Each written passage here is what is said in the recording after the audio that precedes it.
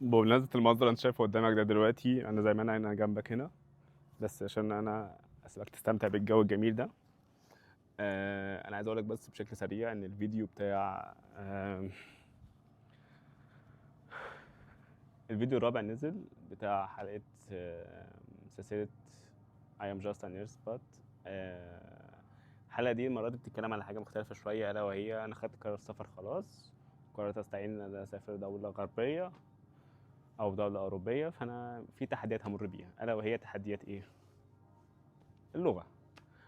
فأنا اتكلمت على شوية في مستويات اللغة، اتكلمت على تحديات السفر من حيث تجهيزات الورق وإزاي أختار المحافظة والولاية وطبيعة الحياة هناك عاملة إزاي بشكل مؤقت وسريعا. والفيديو حوالي 27 دقيقة في الرينج ده، فإن شاء الله أتمنى الفيديو يعجبك، ونشوفكم على خير إن شاء الله في فيديوهات تانية إن شاء الله تبع سلسلة وسلسلة غيرها بإذن الله، في رعاية الله.